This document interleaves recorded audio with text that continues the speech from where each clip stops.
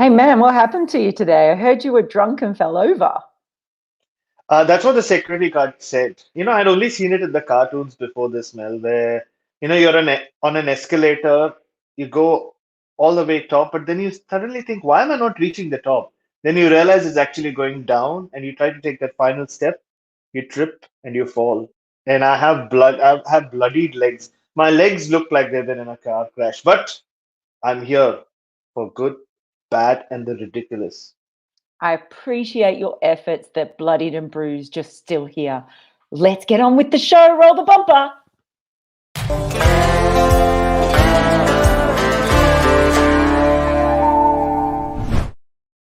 Yeah, I still reckon you're a drunk. Hello, everyone, and welcome to the good, the bad, and the ridiculous here with Bharat Sundaresan to discuss everything from the day. Bharat's been very busy today, but he has gone back and poured over all the big major bits of the game, haven't you? Yeah, and I hope that you're able to soldier on despite your bloody legs. Bloody legs, Bloody the legs. knees Literally hurt. bloody legs. Yeah, true. Okay, well, of course, this was happening. There was blood all over the pitch, I guess you could say, and it was the blood of England's batters as they showed once again that they're not always up to the task when it comes to coping in India. But our first nomination comes from Knuckle Panda, who nominates as good. The fact that we're talking about cricket rather than complaining, and so on in an Escherian vortex of BS or Escherian. I think I'm going to pronounce it that way. I know what he meant. It means, in case you don't, he's the guy. Escher was the guy who, did the optical illusion drawing. So there's this a bit like your escalator. It just keeps going and going, and it never comes to an end. I did not know what Escherian was before Knuckles sent in that question. I Or how to quickly say it. Googled it. Yeah, and Googled it, and then I was like, oh, I actually experienced an Escherian staircase today because it felt like that. I kept climbing and kept climbing and kept climbing, but I couldn't reach the top. I didn't see the top. And then I fell down. But yeah, I mean, it has felt like that the last few weeks as well. We've just gone round and round in circles talking about the same thing, but I don't think we need to today. From whatever I No. saw of the cricket, Mel, I mean, the pitch at the Adelaide Oval, I can tell you, where I was watching the Marsh Cup, was a beauty. If only cricket was played on pitches like that, you would have nothing to talk about. Oh, don't say that. Don't say that. There are different types of good pitches. It would be boring if they were all like Adelaide Oval pitch. I was at the point where I was going to mute the P word on Twitter because I was so sick of talking about it.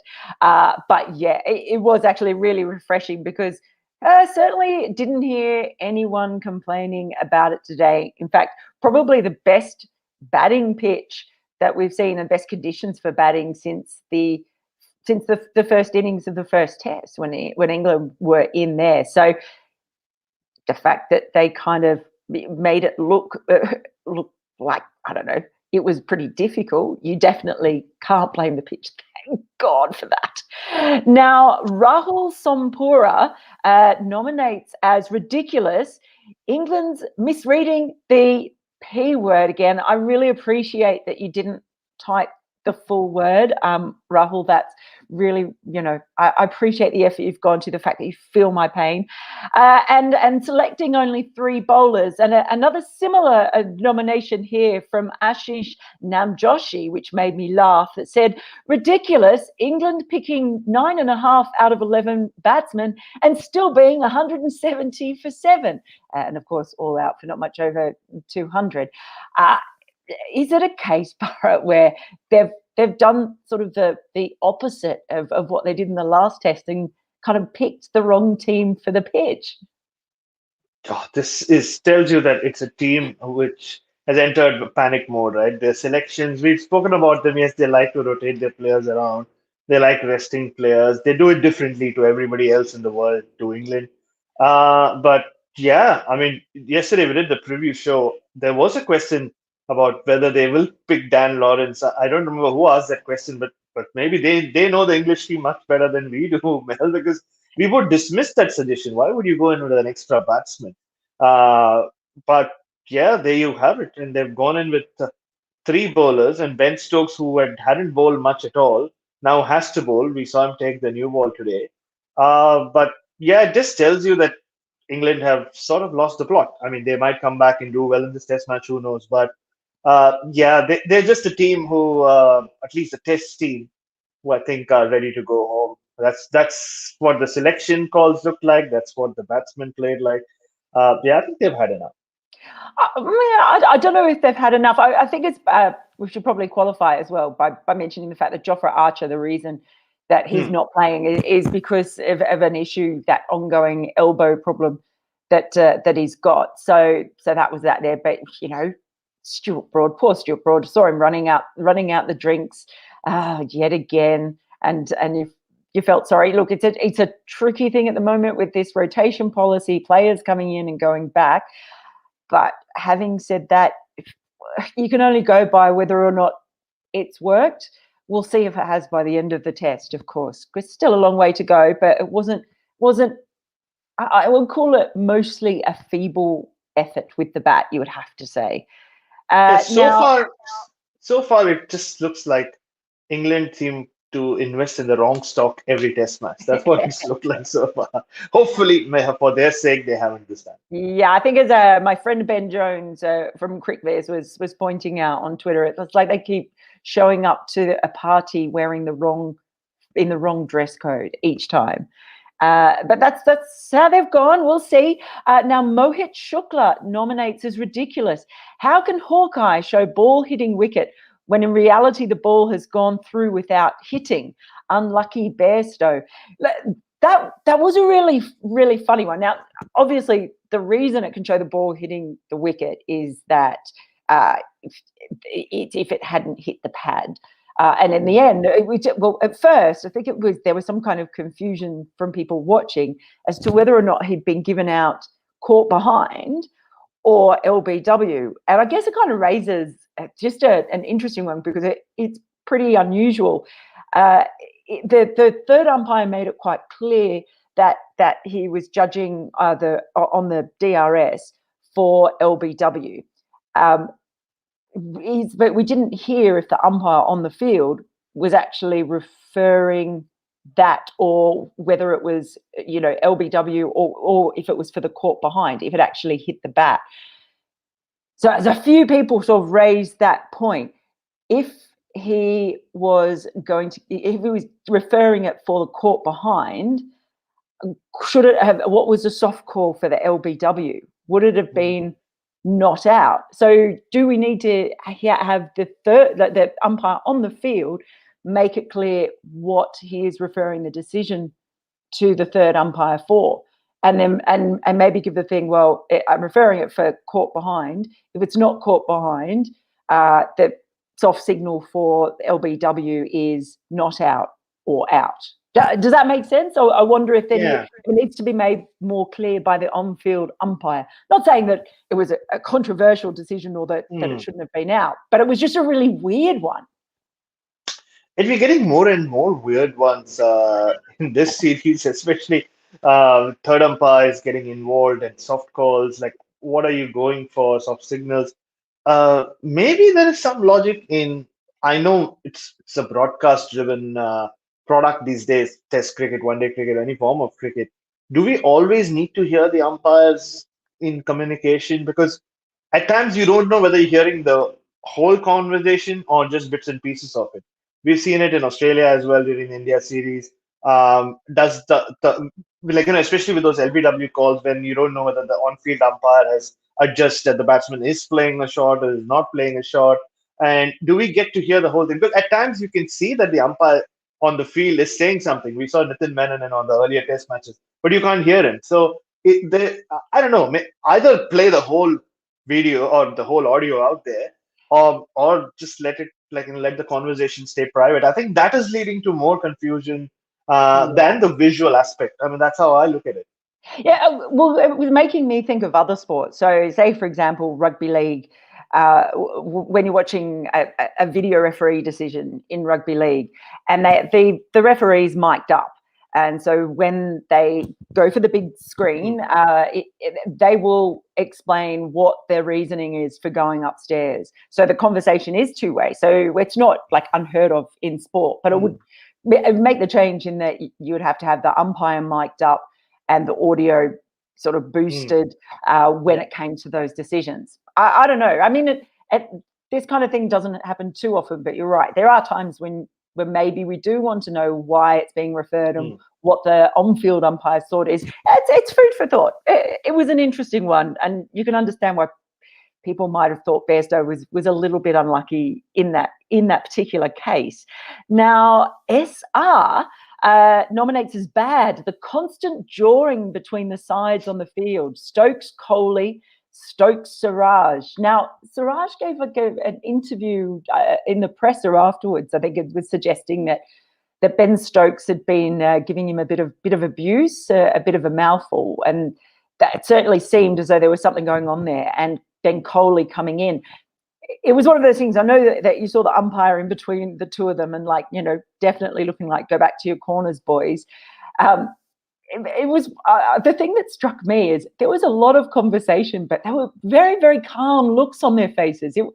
It was like, not that they were really having a go at each other, but they were just having a rather intense conversation, which was sort of weird for me. I don't know. We don't know what Ben Stokes might have said, but one thing we know about Siraj is that he is not shy of going and saying when he feels that there's something untoward being said. We saw that in Australia with the crowd in Australia. So Siraj is not someone who's going to back down, and he's also going to go and get support from his teammates. I think that's possibly a sign too, though, the way that all unfolded, and the fact that we are in the last test of what's been a long series. We saw it in Australia, it all frayed towards the end, doesn't it? So if any test is going to be the one where that spills over, it's going to be this test. I'm in fact surprised Kohli and Ben Stokes don't have a history, considering both are such fiery characters and they have played against each other quite a bit. But I can't think of one explosive situation involving Virat Kohli and Ben Stokes, and that kind of surprises me. Not in a bad way, but just because they're so passionate and they don't hold back. And yeah, coming to Siraj, he did say he was speaking to Murli Karthik at the end of the day's play. He said that in Hindi that after he bowled a couple of bouncers to Ben Stokes, there was some verbal abuse, like he cussed at him, and then he went and told Virat Kohli, and then Kohli took matters into his own hands. But there was a little chat, but very friendly chat, if you remember, in the last test when Ben Stokes came out to bat and he had issues with someone moving in the stands, and Kohli was joking with him from slip, saying, "Come on, Ben, that guy's so far high up. Like, why are you complaining about it?" But they were all smiles. So yeah, I don't know. I don't think it's really they're at each other's throats yet. Maybe they never will be. But Ben Stokes is staying back, I believe, for the white ball stuff. So maybe this is just the beginning of something which we might see over the next few weeks. Of course, who knows? We know that, of course, if Rahane had been captain for this, then he would have had them hug it out. It just would have, everyone would have hugged, I think, and there would have been rainbows and flowers. We all know that, don't we? Now, Burrow, yeah. I mean, hugs are allowed now. I mean, the vaccine is out there, so maybe why not? Hug it out. Now, Barun Kumar nominates as good. Siraj planned very well to get Root stuck in the crease and got him plumb. Great nip back of there. Siraj, I think, bowled beautifully today for a couple of those couple of wickets. And the way he just squared Root up was terrific. I was just thinking back to when I was watching him with you at Des Moines Oval right back before the Australian series started, and he was really impressive there. And I think that because that was the first time I'd watched him bowl live, and I remember asking you about him, and there was something about him then, and just every time he's come out and played since, he just has looked better and better. I think he's just all of a sudden it seems like he's as much a part of that fast bowling lineup as anybody at the moment. He outshone Sharma today, Ishant Sharma, I thought, definitely. But he's only enhancing his reputation, and to think he's enhancing his reputation on Indian pitches as well. Just getting, like you said, getting better and better. He just looks better with each spell in Test cricket. We've seen him in different conditions now, very different pitches. We saw in Sydney, at the Gabba, at the MCG. Now he's played two Test matches in India. And no surprises that he's doing well in India. I mean, look at his Ranji Trophy record. He's taken a lot of wickets in India. And the way he set up Joe Root is one of the main reasons the Indian team management was very impressed with Mohammad Siraj. He gets a lot of bowls and LBWs with the red ball in India. One of their main, I mean, their main plan when they came to Australia was to eliminate the offside, bowl very straight, and have leg side fields, which again plays into the Mohammad Siraj approach of bowling. He's very skiddy off the pitch. He has a very skiddy bouncer. He just kind of doesn't have a long run up, but he has a very quick arm action. And you can see the ball does like zip through. He beats a lot of batsmen for pace. We saw that in Australia. We've seen it now in India against England. And he's just a bowler with so much smarts. Even in that first test, I remember the way he set up Cam Green on his debut. So he's just a very impressive bowler. No wonder he used to call Bharat Arun and say, bowling coach, I'm ready. Just give me a job. Just tell me when. Call me into that Indian team. And ever since he's broken onto the scene, he just looks like he belongs in so many ways. Even when he comes out to bat, we saw him take the leadership role in the third and fourth tests over in Australia.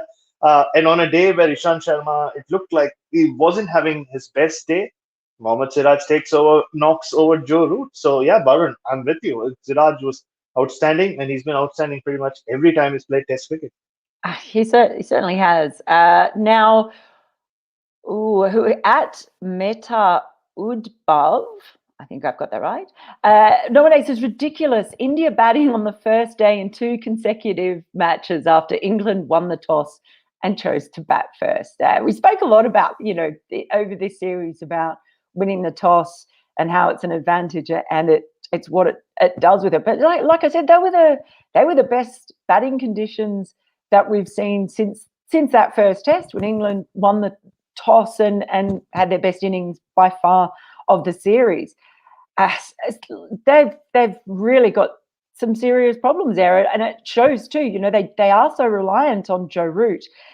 Ben Stokes obviously got that half century today, and there were starts by others as well, but they're so dependent on him, particularly at the moment in India. What do they do? And it wasn't as though they were all out the same way. I mean, some of the wickets you could say, out again to straight ones, although at least Dom Sibley this time managed to get a faint edge onto it. Maybe that's a little bit of an improvement. Didn't completely miss the straight one. But as well, it wasn't as though they were defending all the time. They were coming out and attacking and getting out. There are a couple of unlucky ones, sure. But again, maybe just tired last test, been frazzled in their heads by a couple of tests where they've just been blown away, mentally shot perhaps. Yeah, and they batted with that defeatist mentality, didn't they? We saw bits and pieces of it in that second innings, in particular, in the last test when they bowled out for 81. Just those helpless expressions on their face. We spoke about it yesterday as well in the preview.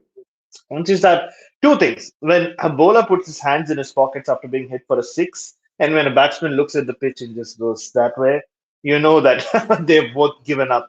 They've surrendered. They have submitted to the whims and fancies of the pitch, or what they're thinking of in their head, or the demons that they have created themselves in their head. So we saw a lot of that today. And yeah, going back to what Knuckle Panda had said, the Syrian staircase, I remember us talking about how should the toss play such a big role after the first test? And here we are at the end of the series saying, how does it matter whether England win the toss or not? They still don't make the most of it. I bumped into Pat Cummins. We had a little chat with him at the end of the day's play. He's like a name dropper. I mean, I said, look, we had a chat. I didn't say I bumped into him. He seemed happy to see me. That's all I said. But no, I mean, and he said that today, this is the only time I'm going to support England in my life. But poor guy, he didn't know that the match had already started. And I said, oh yeah, they are 178 for 7. It took him a couple of minutes to figure out what that meant. It's 178 for 7. Oh, 7 plus 178. He's like, oh, and I said they won the toss. And then you could just see his shoulders just slumped. That I think he kind of figured out they might not be going to England this summer or this winter. So, yeah, it's just England have done it again. They won the toss, had a great opportunity to do something with it. They picked the extra batsman and they've collapsed. Still collapsed. Now, the next one, I've actually seen one come up in the comments from Bharat R saying, ridiculous, the dismissal of Ollie Pope. Not even the bowler Ash expected that type of catch from the back pad. We had one coming in from Twitter as well, from Sujit Kumar Jha, who has nominated as ridiculous Ollie Pope's luck in getting Jaffers in the last test and then ridiculously caught at short leg today. It's not often that you see a batter nutmeg themselves and managed to get the ball straight to Shubman Gill at short leg. He had quite an interesting day at short leg, to be fair, as well. He was really under the pump, but yeah, that was. You talk about unlucky dismissals. Look, it was still a dismissal. He still edged it onto his back pad, but yeah, that was. You're gonna do that and go off and go, yeah, okay, it's not my day if that's going to happen. It's a bit unlucky, isn't it? Yeah, and I thought I caught Ollie Pope having a quick chat with Cheteshwar Pujara in that last over of the day's play. Maybe he was asking him that, you batted for much longer than I have. You played this game for long. Have you ever gotten out that way? Because, maybe there was they could kind of connected with each other because Cheteshwar Pujara has gotten out in some bizarre fashions in this series. So maybe there was some bonding happening there. And yeah, you don't expect to nutmeg yourself doing anything in life, especially not while batting and then get caught at short leg. But yeah, I think it was just Ollie Pope has had a tough series as well. He had no clue against Ashwin. Those balls would have got him out wherever he was playing. Maybe he got most batsmen out. And then looked like he was getting his eye in. He finds a way of getting out. That just tells you it's not your day. It's not your time. So he learned from this. So hopefully this will all come in handy at some point in his career, maybe the next tour of India. Yeah, I know. He needs to go and talk to Nat Siva because Nat Siva is the absolute queen of playing the nutmeg, as it is in Cheers. I noticed a comment there from Ari Yutsu, by the way, saying, ridiculous how good both your hair is. Thank you for that nice comment. Now, Thank you, Ari. Harshith CS nominates as ridiculous Jimmy reverse sweeping Axar for a 4. I think there are so many divisive things in cricket, whether you're talking about running out the batter at the non-striker's end or pitches or DRS. But one thing that should be able to bring the entire world of cricket together is the joy and the realization that every time Jimmy Anderson reverse sweeps a ball, especially for 4, a fairy gets its wings and a unicorn is born. It's a beautiful thing, and it's what we all look forward to whenever he comes into bat. And I think no matter who you support, even if you really detest the England side and always want them to lose, you have to love that moment. It should bring all of us together, Bharat. It's the placebo vaccine for the world. Regardless of what virus the world is fighting, you see Jimmy Anderson, and he does it so well. I think he plays the reverse sweep better than Andy Flower ever did.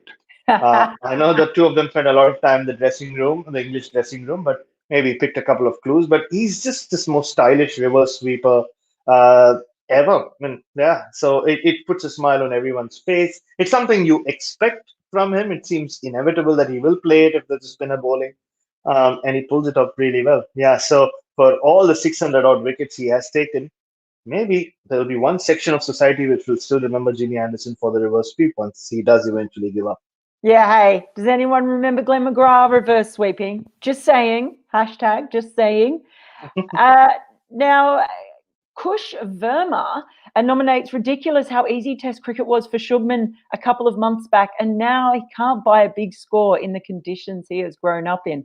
And he put it exactly the right way as well, Kush, because the thing that we kept saying from his very first Test was how easy Shubman Gill made Test cricket look. Like right from the start, he just made batting look so easy. Maybe they've just found him. You do find that sometimes with batters who come in and do really well early on, that after a little bit, teams figure them out a bit where they might not have been able to do that before. I think someone pointed out on our chat that well, it was ridiculous. That's the first time he's actually got the strike first and then got out straight away. Yeah, and again, it tells you that that's why there are some cliches which have some value in cricket, I feel. So when you get a start, when you get to 50, that's why they say make the most of it, because there are going to be times very often that you're going to get a very good ball early on in your innings and it's going to get you out, which has happened with Shubman Gill a few times in this series. Today, I think he just missed a straight one. Maybe he was playing for the ball that would move a little from Jimmy Anderson. Maybe it was the fact that he was taking strike for the first time. But yeah, he's got to a few very attractive half centuries and not just gone on. He got that 90 in the famous run chase at the Gabba. So yeah, it's a strange one. We just like I was so sure he would uh, have made at least a couple of test hundreds in this series by now. Yeah, I mean it's not been easy batting wise, but just the way he batted in Australia, you just imagine that he's going to. Yeah, this is the start of something very special. He's going to have the 60 and 70 and there was so much talk of that. And as one thing we have to remember about Akshar Patel as well, right now he's being spoken of in the same breath as those guys from the 1800s, the 1880s. Like, he has strike rate similar to theirs. He has bowling averages similar to the Charles Terror Turners and all those guys. But yeah, I think that doesn't last for too long. We've seen in Test cricket. I mean, I still don't know how Bradman pulled off the 99.9 for average, but it doesn't happen too often. Yeah, but it is a big surprise that he's won 7 tests and you're still waiting for that first test century. Yeah. Now I've just seen one come in from Walk Alone Bravely, which matches up with another one here, saying ridiculous. Oh, where'd you go, Walk Alone Bravely? Ridiculous. Jimmy bowling all 5 overs as maidens and getting Gill's wicket too, because we also had one from Barani at Bunny HYD saying ridiculous. Jimmy Anderson's figures 5 overs, 5 maidens, 1 for none with consecutive 5 maidens. That absolutely was crazy. I think have we really put to bed the whole notion that James Anderson can't bowl well in India? Surely everyone can stop talking about clouds and everything now when it comes to Jimmy Anderson, because he was simply sensational when he came out there and bowled. I never get people not really rating Jimmy Anderson or saying he's overrated. I don't get it. I don't know. If you've seen Jimmy Anderson bowl even 1 over in your life, you would know that there's nothing overrated about it. If anything, he's so, in my book, he's still quite an unsung hero of Test cricket. He's taken over 600 wickets, but whenever we talk about the greatest fast bowlers there ever were, very rarely does Jimmy Anderson get a mention. Just think about it. Like, from the last 15 years, the first picks would be Dale Steyn. Some might even say Kagiso Rabada. Uh, Jimmy Anderson is almost like will become into conversation when you're talking extend the top 3 to a top 5. Otherwise, it's still it's just it's an incredible career. 2002, 3 is when he came onto the scene. He's still going so strong. You saw Stuart Broad complaining about the landing area in the last test. Jimmy Anderson's ankle was landing in the same spot over and over again, but he wasn't complaining. He's just a machine. And he can keep doing this over and over again. And I the only cloud I can think of with Jimmy Anderson is more like a halo. It's around him because he is Lord Jimmy Anderson. He's special, so special. And along with his reverse sweep, I think when Jimmy Anderson has the ball in his hand, that's another period in time. I think the whole world just says, you know what? If I'm sharing the world with that guy when he has a ball in his hand, I think I'm in a good place. Absolutely. I just noticed also, by the way, Anil saying ridiculously good. The color coordination of the flowers and vase in the background behind Mel, exquisite. I'm just mentioning that because my mum is the one who puts the flowers, or that side. My mum is the one who picks flowers every day, and she gets really worried if they're drooping a little bit. She was in hospital, and before I left her in hospital a few weeks ago, she said to me, "Can you please change the flowers, because I don't want anyone thinking that they're dying." So thank you so much for noticing that. I'll make sure she knows.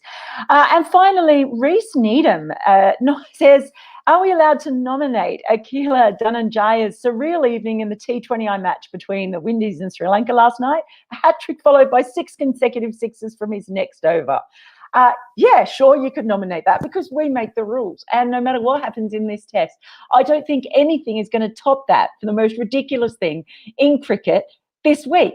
Surely it can't. That was simply amazing. That whole scorecard, when you looked at it at that game, was nonsense, ridiculous nonsense, but in a really beautiful way.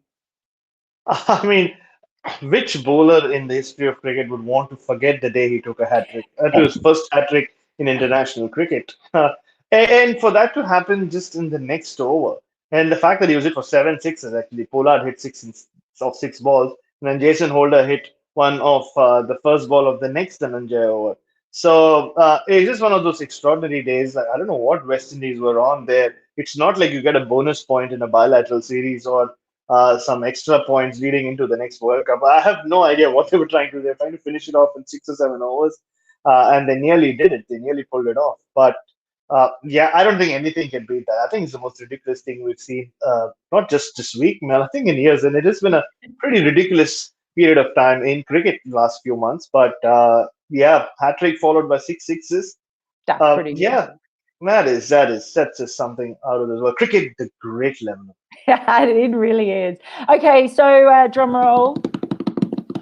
Bharat Sundaresan, injured man with bloody legs. What was the goodest thing about today?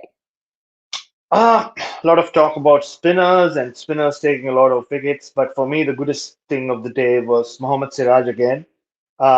He's just a shining light, really, at the moment with for Indian cricket.